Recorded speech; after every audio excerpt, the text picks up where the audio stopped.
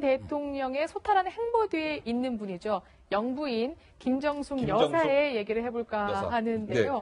정말 일거수일투족이 다 화제가 되는 것 같아요. 그래서 취임식 의상부터 해가지고 굉장히 국민들의 관심이 높은데 보면 역대 영부인이 한복을 입었는데 이번에는 정장을 입었고요. 그리고 표정도 보면 그런 말 많이 들어요.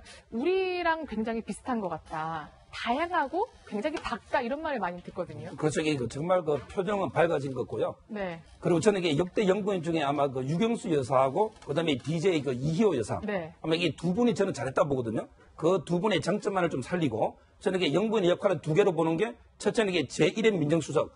즉 시중에 쓴소리를 정말 이게 부가직원은 못해도 부인을 할 수 있잖아요. 그렇죠. 따라서 이게 직언하는 거고요. 네. 그다음에 대통령이 직접 챙길 수 없는 소외되고 이게 어려운 사람들 이런 이제 걸 뭐 두루두루 이래 보여주는 이런 두 가지 역할이 중요하다고 봅니다. 아, 네. 그렇군요. 알겠습니다. 그러니까 이 이제 취임식 때 한복 대신 정장 입은 건 이제 처음 있는 일이라고 하는데 지금 이제 관저 막 공사하고 있다고 그랬었잖아요. 근데 김정숙 여사가 또 도배를 하고 있는 또 직원들을 직접 찾아가서 뭐 음식도 좀 같이 나눠 먹고 뭐 이런 모습도 좀 있었다고 해요. 소탈한 모습이고 이게 지난번에 제가 또 오버랩 되는 게 뭐가 있냐면 문재인 대통령이 그 대표를 할 때, 민주당이 대표를 할 때 최고위원들이 상당히 충돌하고 의견이 안 맞아서 어려움을 겪고 있을 때가 있었어요. 그때 이 김정숙 여사가 본인의 자택으로 최고위원들을 모두 다 초대했어요. 그리고 본인이 직접 음식을 만들어서 대접한 적이 있었거든요. 그 셀카로 찍어서 나중에 이제 SNS에 올렸는데 그런 모습을 보면 김정숙 여사가 갖고 계신 게 내조가 그런 것 같아요. 지금 보시는 것처럼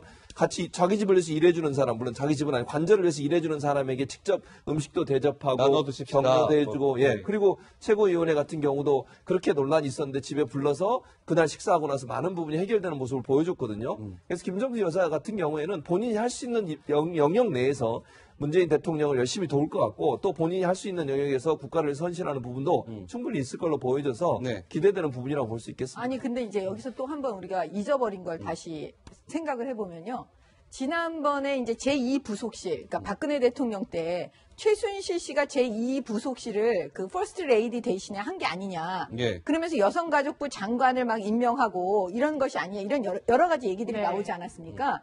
근데 이제 퍼스트 레이디가 역할이 막 장관을 임명하고 그 임명하는데 역할을 하고 제가 볼 때는 그 지점이 다시 또 불거질 수가 있으니까 그 조심해야 되는 부분은 굉장히 조심하고 그다음에 나서야 되는 부분은 나서고 이번에 영부인은 더 어렵습니다, 사실은. 그렇죠. 알겠습니다. 그러니까 문재인 대통령과 이제 김정숙 여사 얘기를 좀 하고 있는데 저희가 이 관련된 목소리가 있는데요. 말씀 좀 들어보고 직접 들어보고 말씀을 좀 더 나눠보도록 하겠습니다.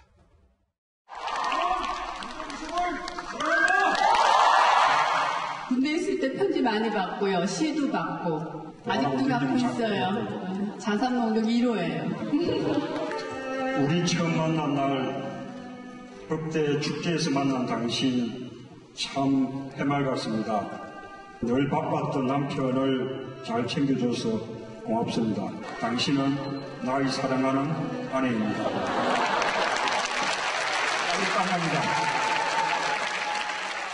두 분 진짜 잘 어울리시는 것 같아요. 저렇게 김정숙 여사가 굉장히 밝은 모습, 그래서 문재인 대통령의 무뚝뚝한 모습을 잘 보완해준다 이런 얘기가 있는데 항상 밝은 것만은 아니었더라고요. 이런 모습도 있었거든요. 여러분 함께 보시겠습니다. 버티고 견뎌주셔서 감사합니다.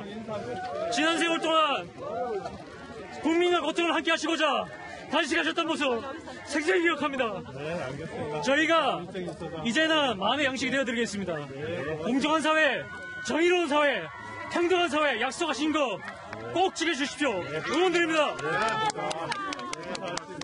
이게 무슨 상황이고 하니 당선 다음 날 청와대에 들어가잖아요. 주민들하고 밝게 인사를 하는데 한 청년이 그동안 견뎌주셔서 감사합니다라고 하니까 김정숙 여사가 밝게 웃다가 울컥했나 봐요. 네. 아, 되게 울컥하는 그런 모습이군요. 네. 감동을 꽤 받은 것 같아요. 엄지척도 하고. 정치인이 대통령이 되면 초기에 얼마나 사실 가슴이 벅차오르는 감동 같은 거 느끼겠어요. 그러니까 그리고 또 더군다나 그동안에 이제 정치에 와서 정치에 투신하고 그리고 굉장히 힘든 시간들을 보낼 수밖에 없잖아요. 네. 뭐 대선 도전했다가 지금 한번 떨어지기도 하고 그러면서 굉장히 어려운 시간들을 많이 보냈던 기억이 떠올라서 아마 옆에서 보는 입장에서도 아마 감정이 이렇게 확 북받쳐 오르지 않았을까 그런 생각이 드는데요.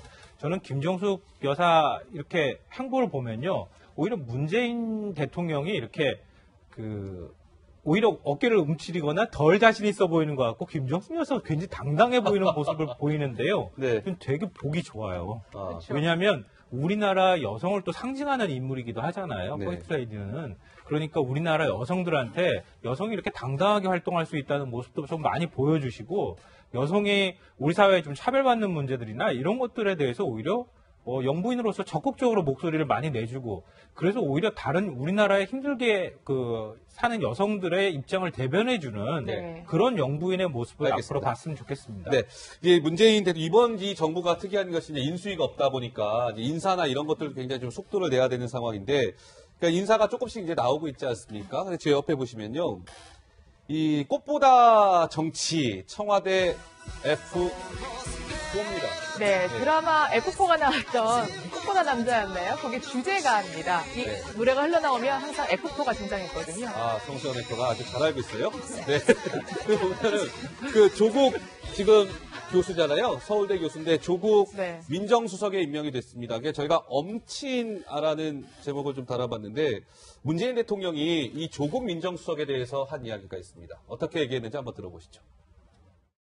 어려운 시기에 다들 또 어려운 역할들을 많은 것에 대해서 다 생각해 주셔서 감사합니다. 우리 조국 교수님은 꿈에도 생각이 못했던 역할입니다. 이왕 이렇게 됐으니 또 우리 이 정부 성공 또 시켜내면 그게 또 못지않은 보람 아니겠습니까? 네, 조국 민정수석을 향해서 한 이야기예요. 저는 이게 아주 긍정적으로 보는 게요. 저는 이게 평소 소신이 검찰 출신보다는 비검찰 출신이 민정이 맞다. 왜냐하면 이게 민정은 쓴소리를 잘해야 되거든요. 그런데 이 검찰은 상명하복 조직이잖아요. 그래서 저는 이게 조국 교수가 검찰 개혁이든 모든 걸 잘할 거로 상당히 기대를 하고요. 다만 이게 두 가지는 하면 안 돼요. 첫째는 이게 구체적 사건에 대해서 개입해서 지시하거나, 그리고 이 검찰 인사에 관여해서 농단하거나, 이건 이게 검찰청법에 따라 원칙대로 해야 된다고 봅니다. 이 조국 교수 같은 경우는 또 아까 저희 외모 얘기를 좀 가급적 하지 말자고 그랬던 것 같은데, 조국 교수는 굉장히 예전에 언제부터요? 대학교 때부터 대학생 때부터 엄청나게 인기가 많았다고 그래요. 본인이 맞습니까? 인터뷰한 내용을 보면 저도 직접 보진 않는데 인터뷰에 그렇게 돼 있어요. 고등학교 때까지는 괜찮은데 대학 갔더니 여학생들이 너무 많이 대시를 해와서 행동이 조심스러웠다. 이런 거죠. 도서관 가서 앉아 있으면 그 자리에 몰래 잠깐 화장실 간 사이에 초코파이 갖다 놓고 이런 커피도 갖다 놓고 또 쪽지 같은 거 써놓고 이랬대요. 그러니까 이제 본인은 그걸 너무 많이 받으니 행동이 조심스러울 수밖에 없는 거잖아요. 인기 관리도 해야 될 거고. 그런 것을 본인이 이제 모 신문사와 인터뷰하면서 밝혔는데, 그만큼 이제 여학생들의 선망의 대상이 됐던 그런 외모를 가지고 있었던 것으로 그렇게 생각이 됩니다. 알겠습니다. 저도 좀 받았어요. 대학 다닐 때. 남들은 다 받지 않나요? 저희 장모님 확인할 수 없다고 얘기하면 안 됩니다. 실제로 받았습니다. 저희 장모님이 그러시는 거예요. 어디서 저렇게 잘생긴 사람을 데리고 와서 이 청와대 데리고 온 거야? 이런 얘기들도 사실 하던데요. 조국 교수가 인기는 참 좋을 수 있는데 결국은 실속이 있고 내용이 있어야 되지 않겠어요? 너무 외모나 이런 것보다는 우리가 이제 조국 교수가 얼마나 앞으로 민정수석으로 잘할 수 있는지 이런 것도 좀 지적하고 지켜보아야 될 것 같다고 생각합니다. 알겠습니다. 조국의 청와대 이제 민정수석실이 공포의 외인 구단이 되는 거 아니냐, 이런 해석도 나오고 있는데 한번 지켜보도록 하고요. 두 번째 인물로 가보도록 하겠습니다. 올해 51살이죠. 임종석 대통령 비서실장입니다. 굉장히 젊은 나이에 이제 비서실장이 된 건데, 꽃미남이란 이름을 좀 달아봤는데, 정 의원님께서는 어떻습니까? 임종석 문재인 초대 비서실장 카드는 어떻게 좀 평가하고 싶으세요? 저는 정말 이 지점에서 그 보수의 많은 국민들께서요, 좀 기함을 좀 하셨다. 이제 좀 어려운 단어를 씁니다. 그렇게 굉장히 놀랐어요. 왜냐하면 사실 문재인 대통령에 대해서 가장 우려했던 부분이 안 보였어요. 그런데 이 지점에서 그 임종석 씨를 비서실장으로 임명했다는 건 앞으로 안보 부분에 대한 우려가 현실화되는 거 아니냐, 이런 걱정을 많이 하고 있어요. 근데 왜 그러냐면 임종석 씨는 김문수 전 지사께서 네. 공개석상에서 주사파라는 얘기를 하셨고 그 임수경 씨를 방북시킨 사람입니다. 전대 의장으로서. 그런데 그때 임수경 씨가 그 북한에 가서 했던 얘기가 뭐냐면 대한민국 45년간 남한에서 대한민국 국민의 생존권을 위협했던 게 미국이라고 하면서 네. 미군 놈들을 몰아내자 막 이런 아마 얘기를 했던 걸로 제가 기억을 하고 있거든요. 그런데 그러면 한미 관계를 과연 어떻게 할 것이냐? 미국이 과연 우리 새 정부에게 정보를 다 줄 것이냐? 저는 이런 지점에 대해서 가장 많이 우려하고 있는데 예. 좀 실망스러워요. 실망스럽다. 의원님 예. 그렇게 말씀하시니까 제가 반박을 안 네, 하실 것 하세요. 같아요. 네, 예. 80년대 대학교 다닐 때 민주화 시위하고 그랬을 때 그때 주한미군 철수도 얘기하고 막 했던 분들 아마 기억 많이 하고 있을 거예요. 그 김문수 지사 말씀하셨는데요.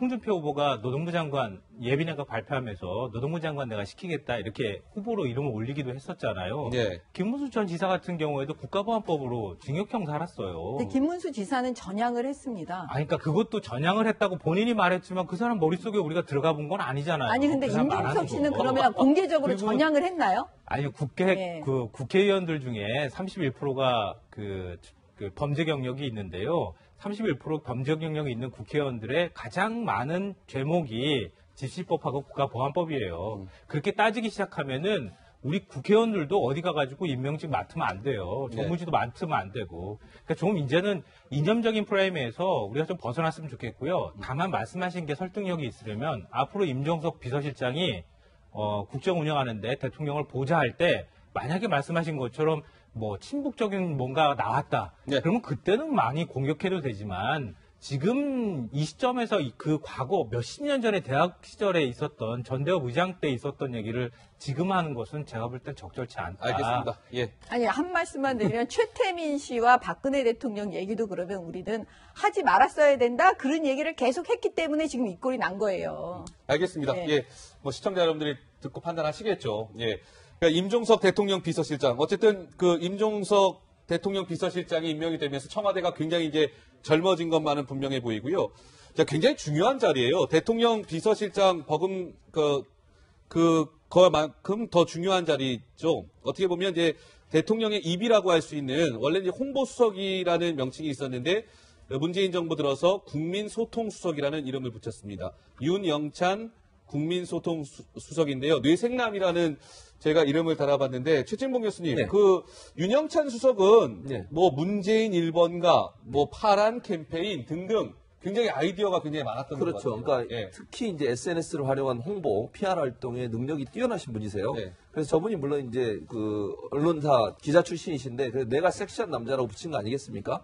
그건 결국은 자기 분야에 엄청난 능력을 갖고 계신 분이에요. 특히 창조적으로 뭔가 해내는 데는 많은 능력을 갖고 계시기 때문에 그래서 아마 저는 뇌생남이라는 이름이 붙어진 것 같고 이번 그러니까 문재인 후보가 대통령으로 당선되는데 아주 중요한 역할을 했어요. SNS를 통해서 엄청나게 인기가 폭발됐고요. 얼마나 인기가 많았냐면 그 사이트가 다운될 정도로 그렇게 많은 사람이 접촉할 정도로 그 인기가 있는 프로그램이었습니다. 그래서 아마 저분이 이제 그런 아이디어가 많기 때문에 문재인 대통령이 생각하는 소통을 SNS상에서 어떻게 구현해낼까 이게 지금 기대되는 부분이라고 볼 수 있겠습니다. 예, 알겠습니다. 윤영찬 수석이 기분 나쁠 수도 있어요.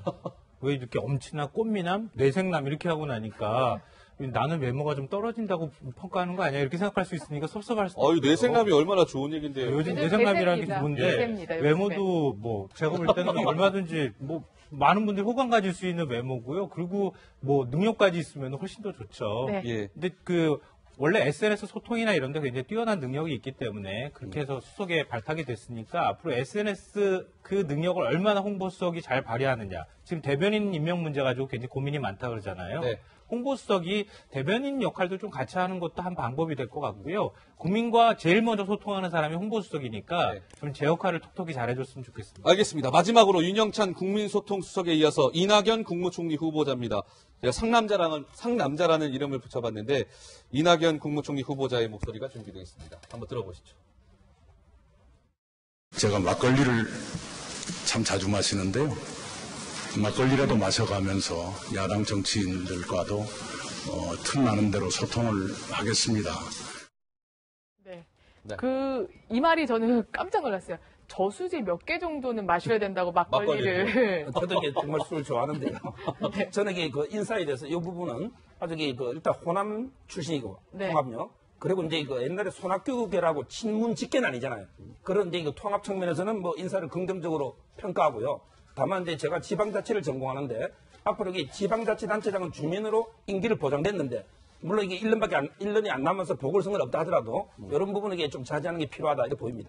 문재인 대통령의 그때 왜 우리 깨알 공약 그래가지고 지난주 이 시간에 100원 택시 얘기했잖아요. 농어촌 지역의 어르신들 위해서 이제 100원만 내면은 읍내까지 나올 수 있게 하는 그 공약이 알고 봤더니 이낙연 지사가 전남에서 이미 하고 있었던 거더라고요. 아주 이게 반응이 좋네요. 예, 지금 화면에 나오고 있는 것처럼 전남에서 이미 시행이 되고 있다면서요. 네, 그렇죠. 그러니까 농어촌은 사실 대중교통 이용하기 힘들잖아요. 그러니까 버스 정류장까지 무조건 100원에 가는 그러한 좋은 좀 정책이더라고요. 조금 더 설명을 아주 짧게 제가 더 드리면은요.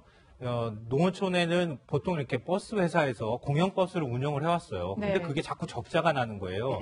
노선을 자꾸 없애다 보니까 아주 시골에 사시는 분들이, 노인분들 특히 이런 분들이 밖으로 나올 기회가 없는 거예요.